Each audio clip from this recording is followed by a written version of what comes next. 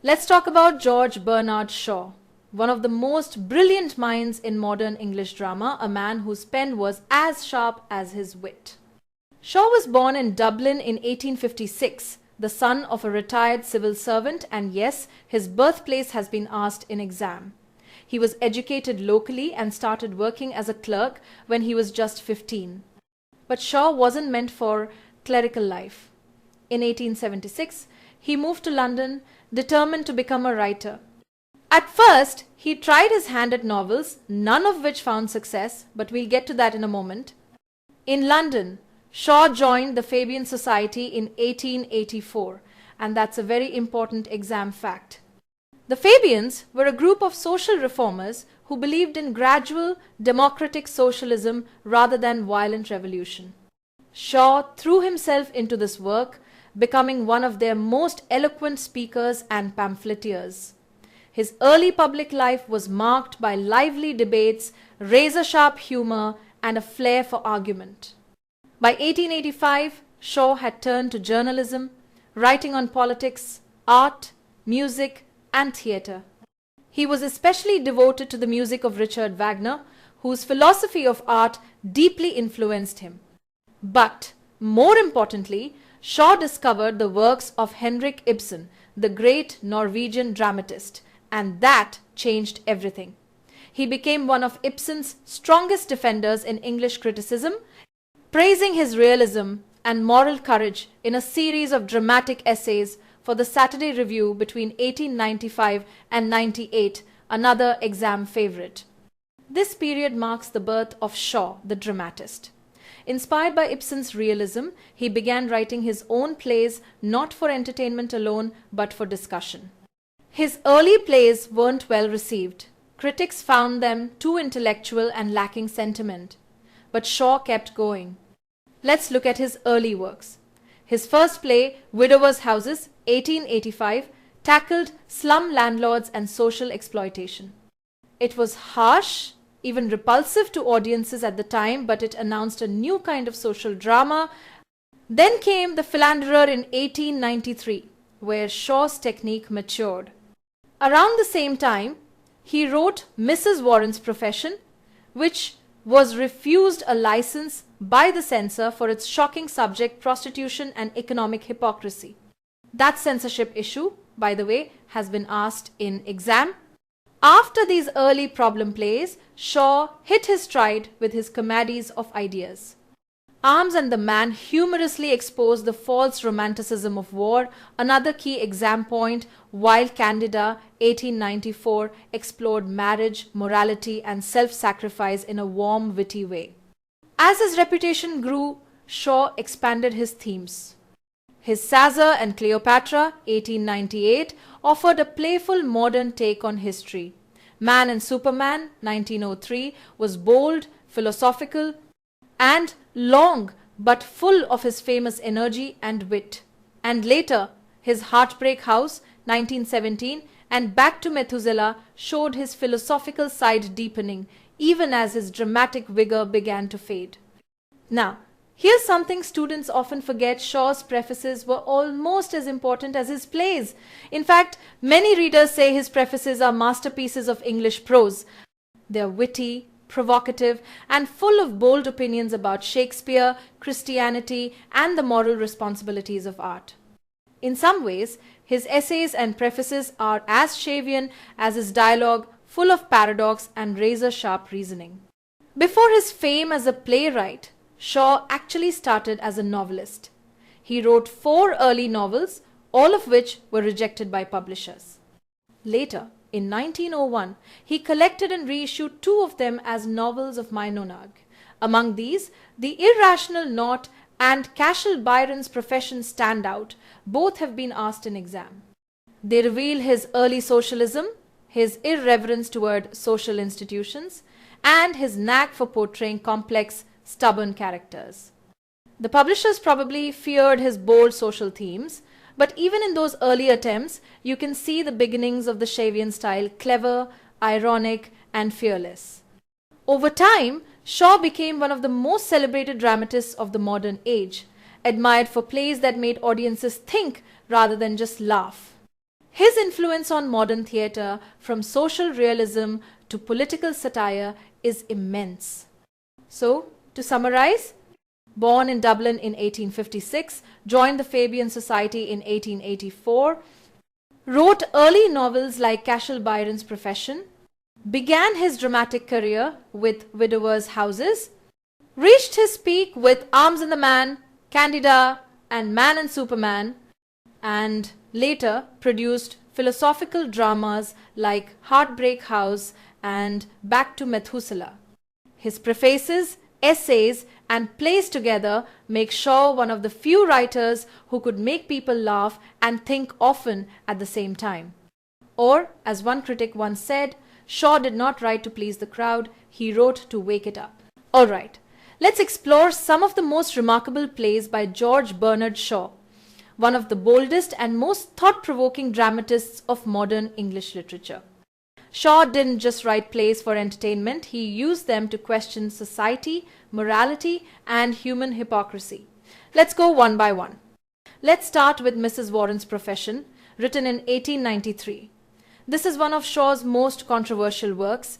In fact, it was banned for years because of its subject matter. The play is a problem play that's been asked in exam, meaning it confronts a social issue head-on instead of hiding behind sentiment or comedy.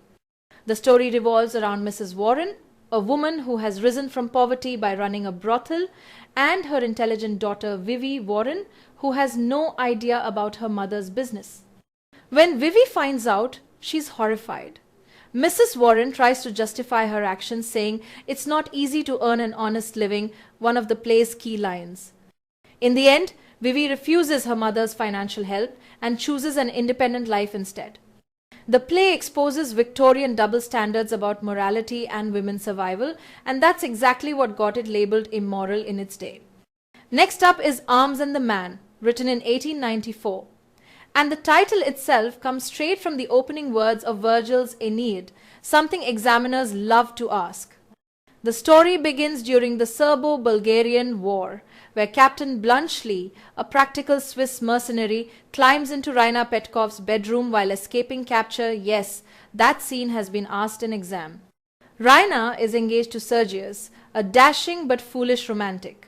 Bluntschli's dry realism and wit challenge Raina's glorified notions of love and war. By the end, she chooses Bluntschli over Sergius, trading fantasy for truth and practicality. Shaw uses this to satirize romantic heroism and show that real courage lies in honesty, not theatrics. Now let's talk about Candida, another play from Shaw's Plays Pleasant series. It's a quieter but emotionally intense domestic drama. The main characters are Candida, her husband, Reverend James Morrell, and a young poet named Eugene Marchbanks. All three names have been asked in exam.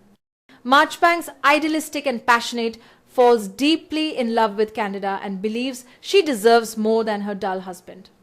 But the real twist comes when Candida is asked to choose between the two men. Everyone expects her to pick the passionate poet, but instead she chooses Morrell. Her reason is beautiful. She says she must care for the weaker of the two, and that man is her husband. It's Shaw's gentle yet powerful reminder that love isn't always about excitement. Sometimes it's about compassion and stability. And finally, we have The Devil's Disciple, written in 1896, set during the Saratoga campaign of 1777, the time of the American Revolution. This one, too, has been asked several times in exam. Here, the hero, Richard Dudgeon, is a rebellious outcast, the kind of man everyone in town sees as wicked. He even calls himself the devil's disciple. But when Reverend Anderson is mistakenly arrested in his place, Richard heroically surrenders himself to save the clergyman. The townsfolk are stunned. The supposed sinner becomes the savior. In the end, Richard is pardoned by the British, earning the admiration of Judith, the Reverend's wife. Through Richard's transformation, Shaw turns moral labels upside down, showing that good and evil aren't about reputation, but about courage and compassion. Man and Superman, 1702. Shaw called Man and Superman a comedy and a philosophy, and that subtitle itself has been asked in exam. It was written in 1702, published in 1703, and first performed in 1705. Interestingly, the complete version wasn't performed until 1915 because Act 3, the famous Don Juan in Hell scene, was so long and philosophical that theatres often skipped it. At its core, the play explores the eternal conflict between man as a thinker and woman as nature's strategist, or, as Shaw put it, the clash between the spiritual man and the biological woman. Here's where his concept of the life force comes in. The idea that nature uses women as instruments to push humanity forward to ensure creation and continuity. This theme, Shaw's life force, is a must-remember exam point. The main characters are John Tanner, Anne Whitefield, and Jack Malone. Tanner is a rebellious philosopher, very much Shaw's mouthpiece, who preaches freedom, rejects marriage, and rails against social conventions. Anne, on the other hand, is clever, charming, and determined. Tanner runs from her, afraid of losing his freedom, but Anne, guided by that so-called life force, ultimately outsmarts him. The Don Juan in Hell scene, which has been asked in exam, is the philosophical heart of the play. Tanner, in a dreamlike vision, debates morality, heaven, and hell with the devil. It's witty, ironic, and one of Shaw's boldest reinterpretations of the Don Juan legend. And when the play ends, Tanner's philosophy gives way to fate. He marries Anne. Shaw's point?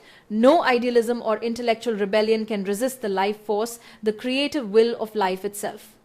Or, as Shaw puts it in one of the key lines, also asked in exam, life is the force that fights. So, Man and Superman is not just a romantic comedy. It's an intellectual duel dressed in witty conversation. Now, let's move to Major Barbara, written just a few years later in 1705. This one is a sharp, philosophical play about morality, money, and idealism. Barbara Undershaft is a major in the Salvation Army, deeply religious, idealistic, and proud of helping the poor. Her father, Andrew Undershaft, is a munitions manufacturer, wealthy, powerful, but unapologetically cynical. When Barbara learns that her father's donations fund the Salvation Army's charity, she's shattered. Can an organization preach moral purity while accepting money earned from weapons?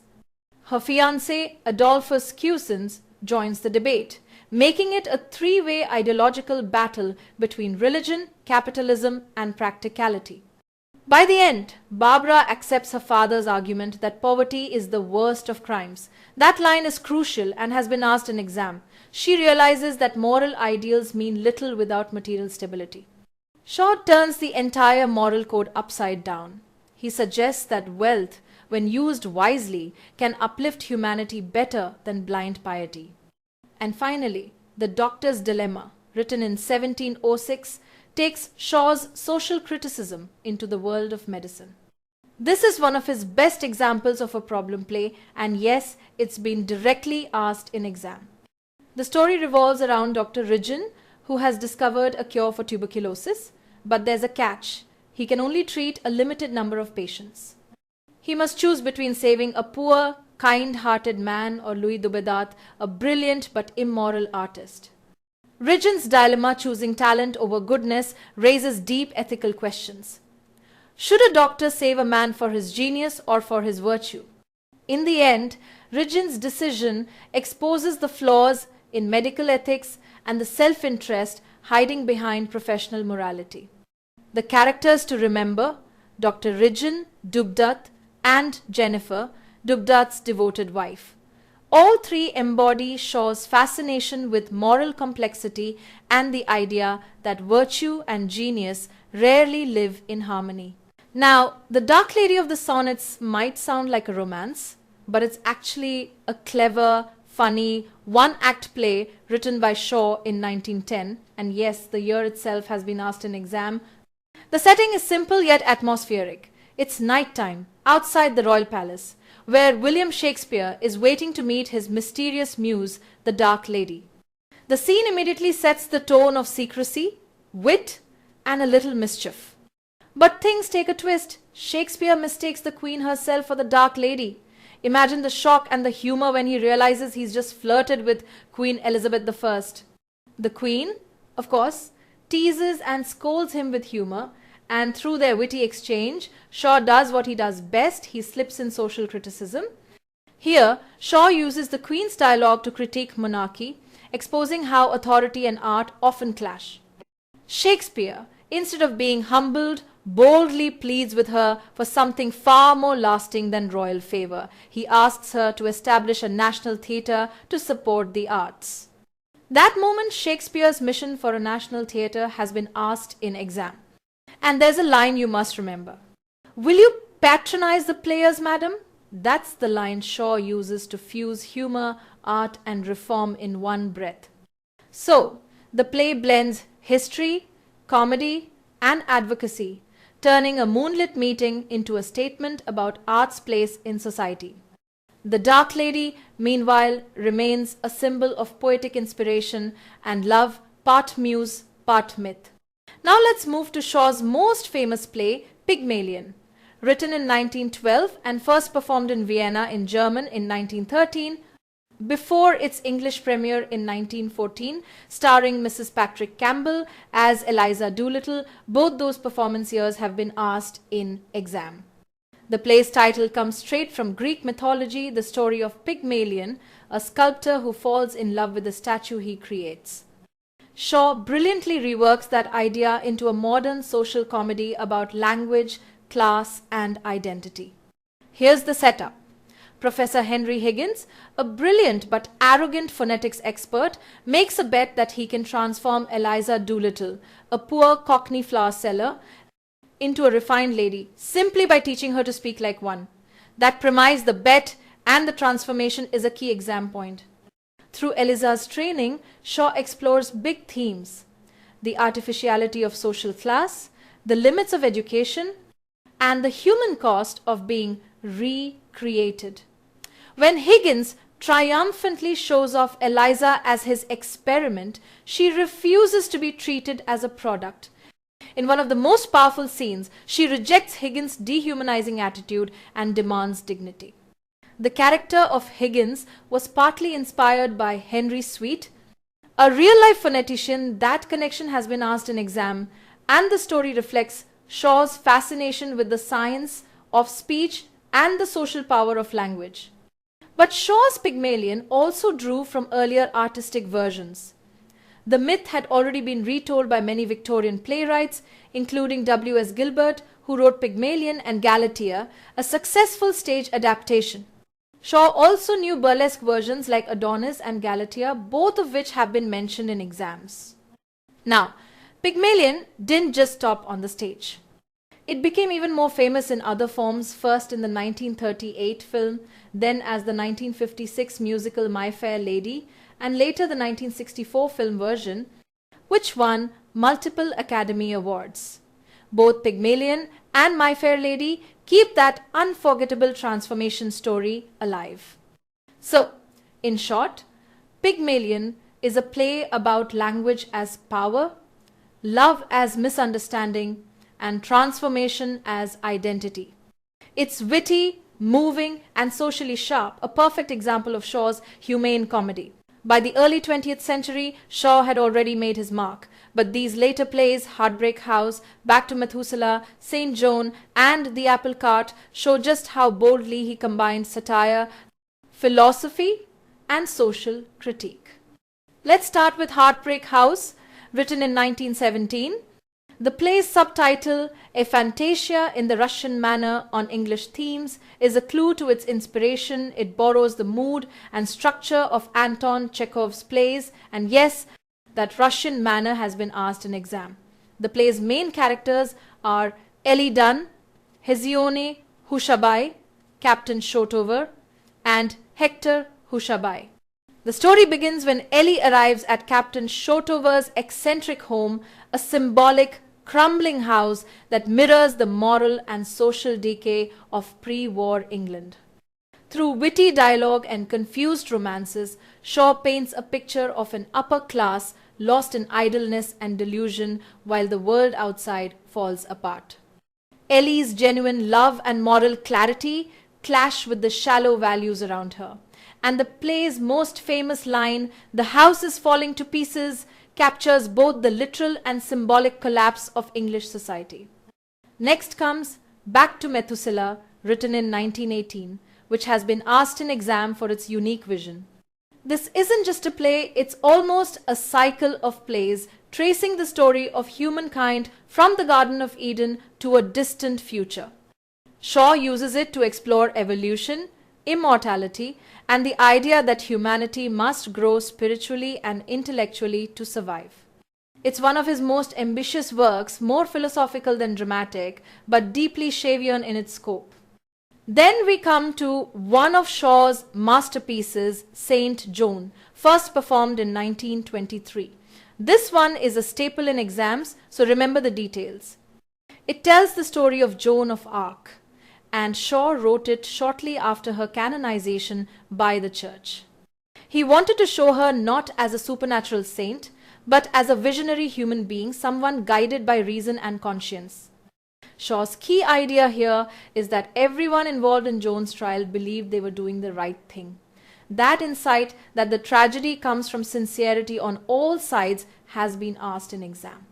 The play's main characters include Joan, the Dauphin, Warwick, Cauchon, Dunois, and the Inquisitor, all of whom have shown up in exam questions. Joan's mission is to inspire France to fight against England, and her leadership brings victory at Orleans. She later ensures that the Dauphin is crowned at Reims, but her independence alarms both French and English leaders. She is accused of witchcraft and heresy, tried for her visions, and finally burned at the stake. Shaw's portrayal isn't just tragic, it's transformative. Joan becomes a symbol of faith, courage, and the individual spirit that moves history forward. Her famous line, "I hear voices telling me to act," reflects that inner calling. Finally, we have The Apple Cart, written in 1928, another play that's often asked in exam. This one is a satirical political comedy full of witty debates and long, brilliant speeches. The story revolves around King Magnus, Prime Minister Proteus, and Queen Jemima, whose names themselves sound almost symbolic. The plot centers on the king's resistance to the government's attempt to reduce the monarchy's power. In classic Shavian style, it's not really about kings and ministers, it's about competing political philosophies. The play's climax comes when King Magnus threatens to abdicate, throwing the political system into turmoil. His clever use of that threat exposes the fragile balance between monarchy and democracy. And the title comes from the old proverb, "Don't upset the apple cart," meaning don't disturb the political order unless you're ready for chaos. So, taken together, these plays show the many faces of Shaw, the philosopher of society in Heartbreak House, the prophet of evolution in Back to Methuselah, the moral visionary in Saint Joan, and the political satirist in The Apple Cart. Through them all, Shaw challenges audiences to think, to look past appearances, to question authority, and to see the deeper truth behind human behavior.